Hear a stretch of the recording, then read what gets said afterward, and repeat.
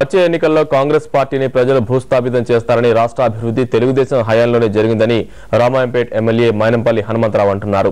మెదక్ జిల్లా తెలుగు యువత అధ్యక్షుడు శ్రీనివాస్ గౌడ్ ఆధ్వర్యంలో పటాన్చెరులో 1000 బైక్లతో బైక్ ర్యాలీ నిర్వహించారు. అనంతరం పటాన్చెరులో తెలుగుదేశం పార్టీ నూతన కార్యాలయాన్ని ఎమ్మెల్యే ప్రారంభించారు.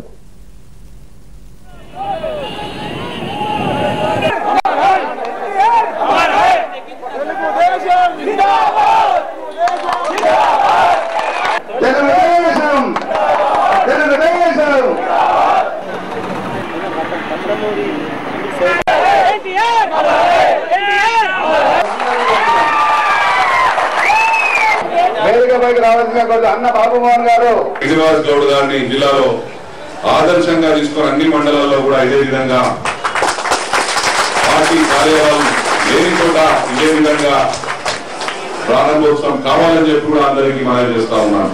శ్రీనివాస్ గౌడ్ గారు మరొక యువ గర్జనను కల్పించేలాగా మినీ యువ గర్జన పెట్టారు కదా.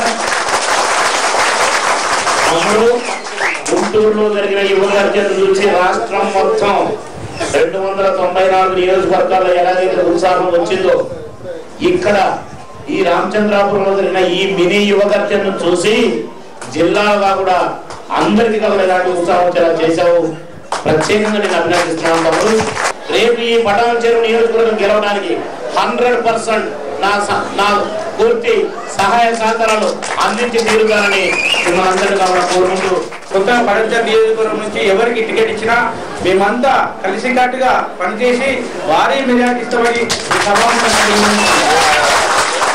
ఈ పటాన్చెరు నియోజకవర్గము కొత్త నియోజకవర్గం కాబట్టి పటాన్చెరు రామచంద్రాపురం జిల్లాలము ఈ 3 మండలాల్లో తెలుగుదేశం పార్టీ పటిష్టంగా ఉన్నది కాబట్టి ఎటువంటి పరిస్థితుల్లో రాబో ఎన్నికల్లో ఇక్కడ ఎవరికి టికెట్ ఇచ్చినా సరే తెలుగుదేశం పార్టీ గంటాపదంగా జెండా ఎగరేస్తామని మేము సభాముఖంగా తెలియజేసుకుంటున్నాము.